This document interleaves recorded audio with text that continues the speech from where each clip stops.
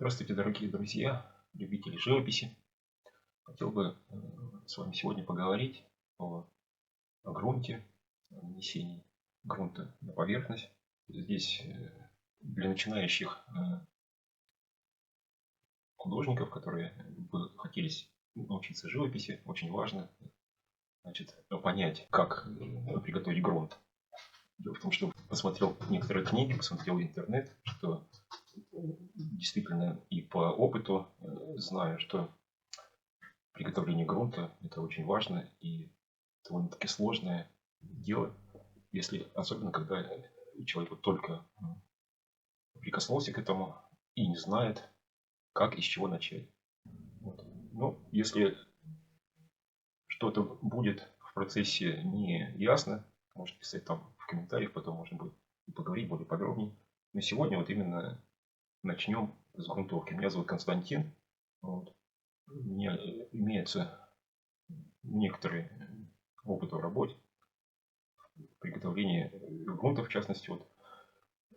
Начнем прямо с того, как можно самому быстро в домашних условиях, недорого приготовить самый простой грунт, самый надежный, который не нужно будет потом, после того, как вы создадите шедевр, свой первый, не будете трепетать о том, что вот что с ним будет спустя 50 лет, 100 лет, что с ним случится. Этот вот грунт как раз настолько надежный, что однажды пытались его даже очистить с помощью кипячения. Поставили, как вот раньше кипятили белье, значит, на газе, на кастрюле, да, со стиральным порошком, воду налили и туда положили неудавшееся полотно, написанное вот на этом грунте, масляной краской.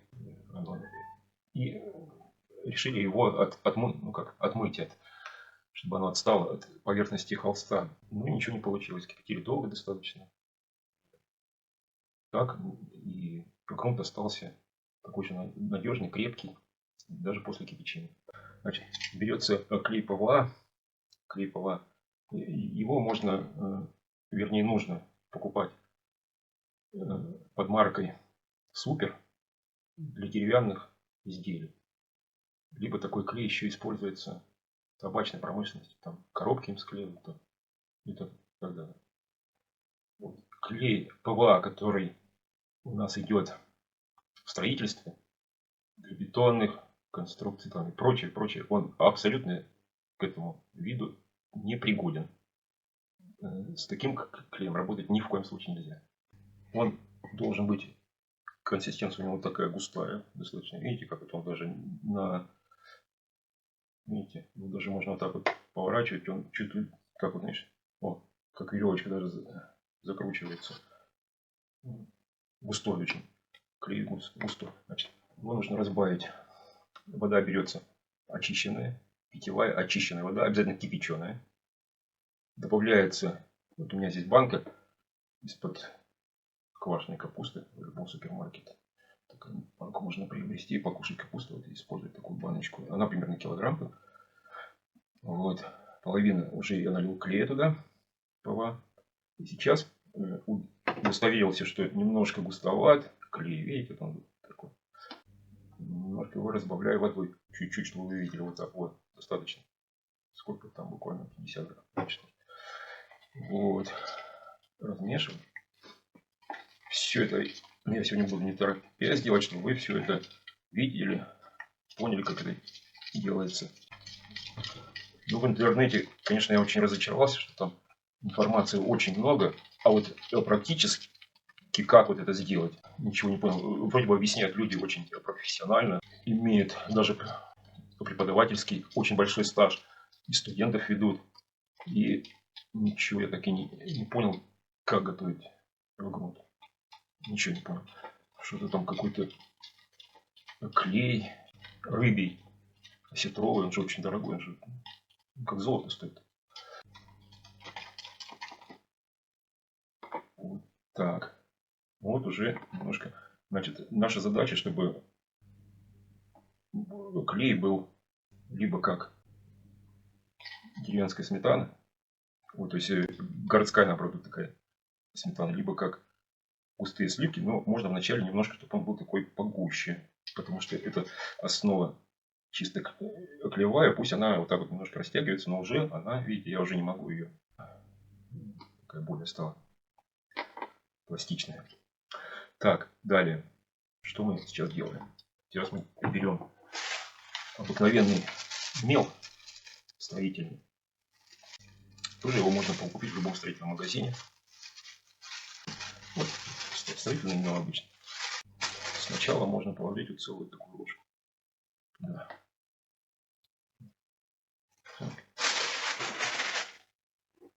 И начинаем мешать. Именно вот такой процесс постепенного перемешивания важен. Вот такой процесс постепенного перемешивания. И вот она уже стала, видите, густая консистенция. Еще раз добавляем. Еще раз примерно столько же. Смотрите, еще раз примерно добавляю. Так. Почему именно клей ПВА нужен? Многие художники, которые вот, даже преподаватели, они к этому клею относятся с каким-то недоверием. А наоборот, он, во-первых, никогда у вас грунт не начнет трескаться из-за того, что клей ПВА обладает пластичностью, так? Во-вторых, он никогда у вас не будет плесневеть, потому что это поливиниловая основа. А все грунты, даже желатин, а тем более рыбий клей или костный клей, он обязательно у вас будет покроется плесенью. Испортите грунт и вашу картину. Значит, вот я после второго размешивания, он уже такой, смотрите, стал уже.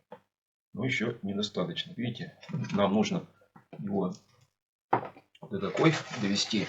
Видите, у меня сколько было? Полный пакет, да, смотрите, уже осталось мало. Так, чуть не половину. Так, ну третью уже часть точно израсходовали. Еще одну такую кладем порцию. Так.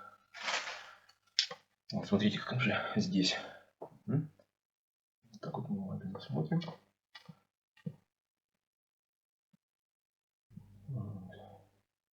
И также вот не торопясь. Вот. Ну, конечно, это мужская такая работа, профессия перемешивальщика, делателя грунта. Вот уже, видите, сила идет уже серьезная. Вот. Вот он такой же, видите, становится более такой. Вот. Ну, еще, видите, вот он еще такой, как бы, еще падает. Это вот столбик, вот это видите, да? Столбик не образуется, он падает пока, видите? Не хочет устанавливаться. Это значит о том, что пропорция клея и пропорция мела не соблюдена. Пока. Ну что ж, тогда продолжим. Опять берем мел. Опять так же. Значит, примерно такую же порцию туда закладываем. И дальше перемешиваем. Еще труднее становится мешать, но ничего. Ну, то это будет, конечно. Конечно, у кого там есть хорошие какие-то там строительные миксеры, то это обязательно должен быть миксер, который с плавным ходом. Ну, и я как-то попробовал, мне почему-то решил, что лучше вручную, потому что, во-первых, и сила качается, хорошо, очень даже полезно. Во-вторых, как-то с миксером что-то мне все равно не понравилось. Что-то как-то то быстро, то как-то медленно все это. А тут же видите, как вот надо смотреть, как вот она перемешивается, не торопясь все это делать. Ну, в среднем где-то вот приготовление грунта, ну, грубо говоря, если так вот не торопясь, как сейчас занимает, ну, примерно минут 40 более. Ну, еще мало, потому что, видите, не хочет он еще. Нужно как столбик вот так стоять и все. Сейчас пока мы такого не наблюдаем. Значит, пропорции мела и пропорции клея не соблюдена. Далее делаем. Опять так же берем мел. Примерно столько же. Ну, если боитесь, можно чуть меньше. У меня просто... Ну, сейчас давайте попробуем, как вот он себя ведет. Давайте опять так же. Вот. Смотрите, во-первых, он хорошо уже наматывается на эти вот. Вот он намотался прям. И смотрите, что произошло. Вот он. Уже вот это вот. Это уже говорит о том, что отношение мела и клея выбрано правильно, видите? Вот это вот столбик этот. Он стоит, видите, вот так вот. Ну, либо еще можно, чтобы он был немножко такой. Сейчас мы еще помешаем его. Сейчас будет немножко более эластичный. Потому что я еще мало помешал, конечно.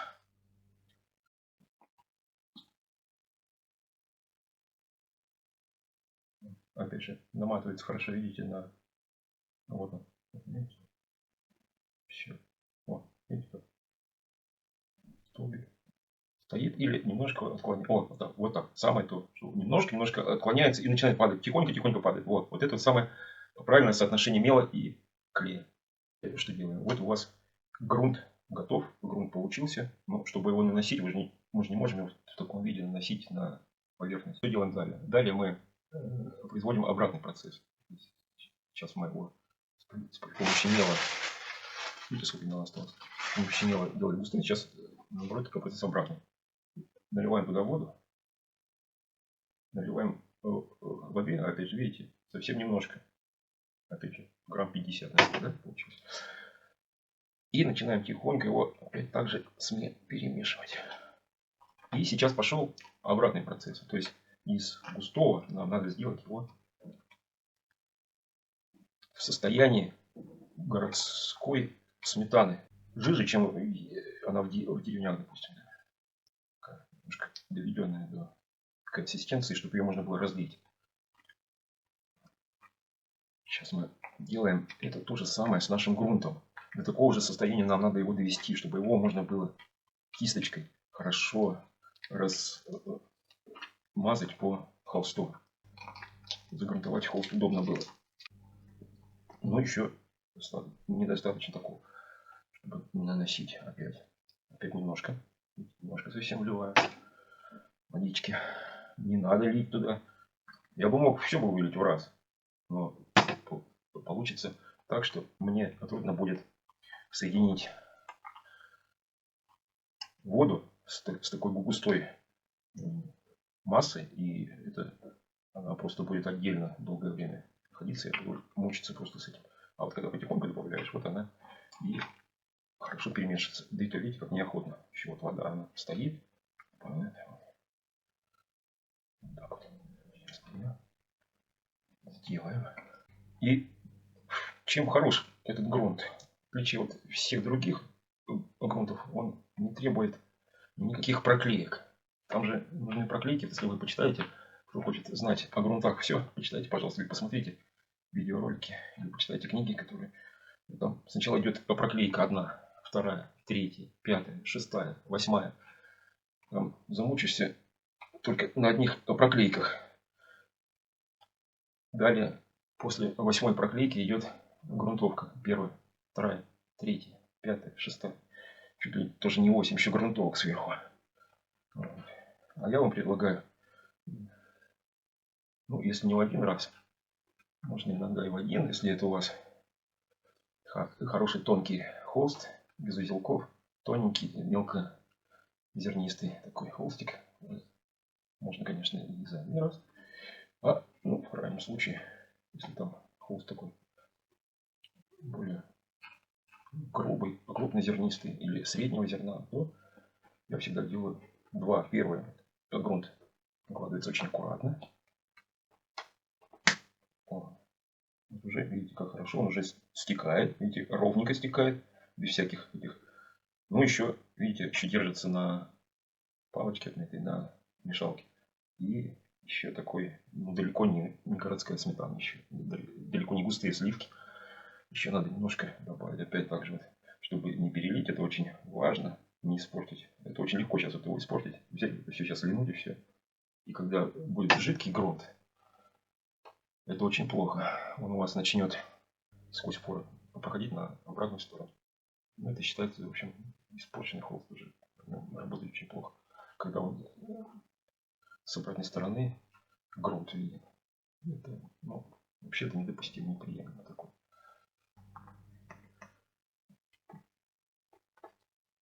Здесь можно уже увеличить немножко обороты, скорость переключить на более быструю. Это уже не страшно. Здесь уже важно, чтобы у вас более стал такой. Но опять же, не рекомендую торопиться. Наберитесь терпения. Очень полезно терпеть и вести свое дело с благодарностью Богу. Вот.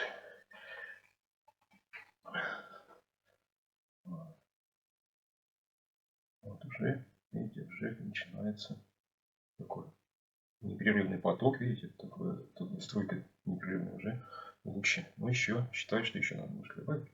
Опять также вот чуть-чуть добавил. Ага. Опять также сколько тут? Уже чуть немножко. Всего-то было воды, вот, видите. Половину еще не расходит. Такого маленького стаканчика. А вот уже практически готов. Еще немножко осталось. Вот сейчас самый такой ответственный момент, чтобы не перелить воду, чтобы он не стал слишком жидким. И слишком густой тоже плохо. Он должен быть такой средненький. Как густые сливочки или как жидкая сметанка. Это очень важно запомнить. Почему так много повторяю одно и то же? Потому что это основа любого грунта. Это вот понять консистенцию его. Никогда этого не забывать, эти слова. Вот. А то иногда либо таким густым его делают, что значит при помощи мастихина его, в общем, это совсем неприемлемо такое дело. Считаю, что это неправильно. Грунт должен легко наноситься. Вот. Когда наносите его, кисть должна мягко. Я потом покажу еще, если возможность, если в комментариях напишите, что именно вот вам нужно показать, как он наносится на поверхность. Конкретно покажу. Это не трудно. Моя задача, чтобы вы, особенно начинающие художники, облегчить вам работу, потому что очень с неправильным грунтом такое мучение. Работать столько приходится, испортить и материал, и холста, и самого грунта, что мы только будучи студентами не предпринимали по этому поводу, каких-то только клеев не использовали. Все это очень нехорошо. Трескается костный клей, трескается рыбий клей, пластификаторы туда добавляют и мед, и все равно он трескается. Чуть если попал, не дай бог, попадет вода на обратную сторону холста, это все, можно сразу он отстает. А тут я вам говорил, что его даже кипятить можно. Ничего с ним не произойдет. Тем более, иногда он провисает. Если, допустим, что-то положили, неправильно хранили холст, он провис у вас, тогда можно с обратной стороны просто из пульверизатора водичкой побрызгать, и он опять становится как барабан. Можно и перетянуть, конечно, еще лучше перетянуть, тоже хорошо. И от этого ничего, не будет ни повреждений, ничего. А если, допустим, вы пробили его, ударили там чем-то тяжелым, и получилось как от стекла, знаете, как трещина такая пошла по всему холсту. Это, конечно, очень плохо, нежелательно такого, в общем, чтобы было. Но абсолютно не расстраивайтесь. Это легко лечится. Это берется этот же клей.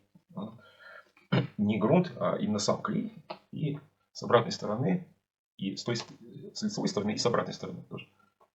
Аккуратненько наносится, впитывается вот в эту в трещинку, растирается и оставляется сушить. Все, трещина исчезла. Ничего не надо не переписывать картину, не выбрасывать. У меня очень много таких было казусов. Всякое бывает. Не бережное хранение, просто иногда, знаете, упала картина со стены. А шкаф об угол ударилась. Всякое было. Ничего страшного. Вот клей. Пожалуйста, вам получился такой грунт. Сейчас будем пробовать. Это очень ответственный сейчас момент. Видите, вот он. Жидкая городская сметана. Так, нет? Вот. Либо Ну, пустые сливки, можно быть и так. Вот. И видите, как он падает? Практически одной струйкой, видите, вот до конца. Соответственно, вот, вот это очень хорошо. Вот иногда еще такие комки есть, еще можно немножко помешать, и все, и на этом грунт будет. Но это еще не все. Грунт еще не закончен, потому что сейчас, если мы его до нужной консистенции довели, так, вот сейчас он еще не готов, потому что если мы его сейчас по холсту распределим, то получится, когда он высохнет, от мела остаются частички промешанные. И когда вы будете его шлифовать наждачкой, вы убедитесь, что непромешанные частички прямо остаются. И если на них попадет масло, масляная окраска, она быстро пропитается сквозь них и может выйти на поверхность, на обратную сторону. Конечно, это может этого и не произойти, но лучше обезопасить себя и всегда использовать либо капрон натянутый, либо лучше, конечно, чтобы он не снашивался. Нержавеечку такую сейчас много в магазинах стали. Вот такие вот делать. Сито для муки из нержавейки. Это долговечное такое. Получается сито. И ставить ее в кастрюльку специально. У меня есть. Что же, ее поставить и процедить при помощи кисти. Вот такая вот была уже баночка. Беру я такую-то обычную банку, ставлю сюда. Ковшик я ставлю сюда сито. Так. Сюда.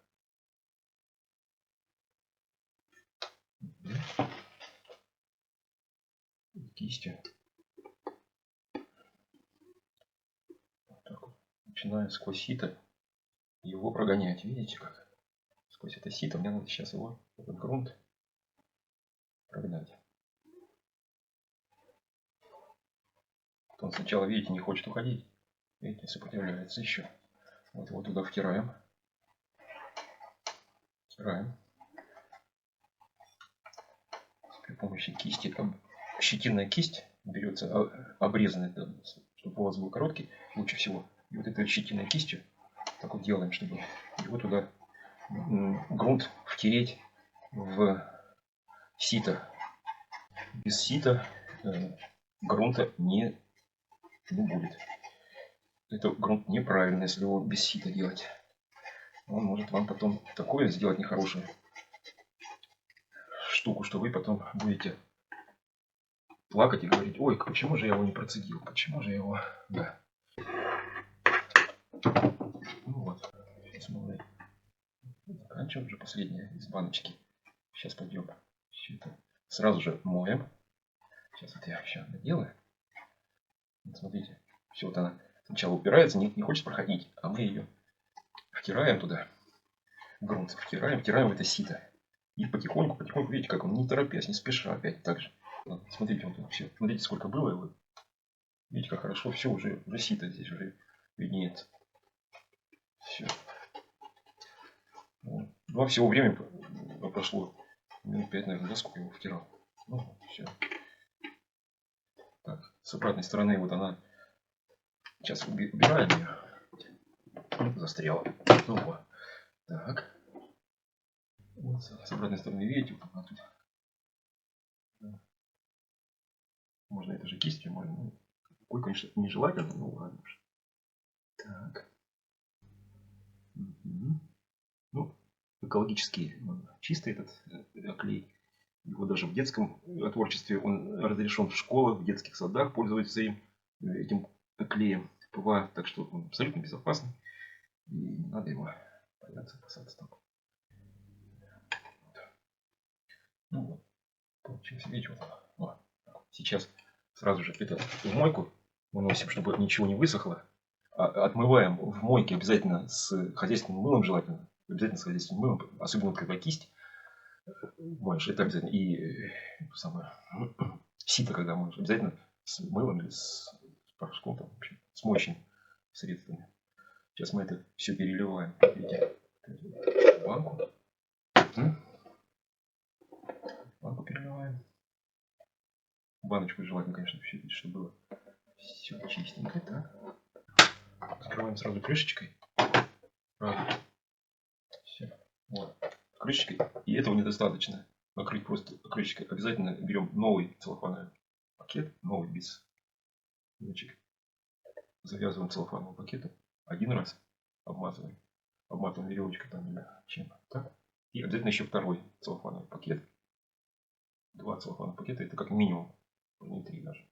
Чтобы сохранить грунт на продолжительное время, потому что неизвестно, когда он вам понадобится. Хорошо, если вы там сегодня все его используете. А если через месяц, а через 2, а через 3, пожалуйста, он стоит хоть сколько, лишь бы из него не выветривалась влага. Он может простоять очень длительное время. Вот. Ну, вот. Поэтому 2-3 пакета сверху это обязательно. Ладно, пошел я мыть тогда все это. И в следующем ролике, если это вам интересно, буду рассказывать, как правильно нанести на поверхность. Какую поверхность использовать? Это может быть, как я уже говорил, там бумага, картон ДВП, просто картон, либо холст. Можно, пожалуйста. Ну, в общем, поговорим об этом. Пишите в комментариях, если вам понравилось. То еще встретимся, еще запишу что-нибудь.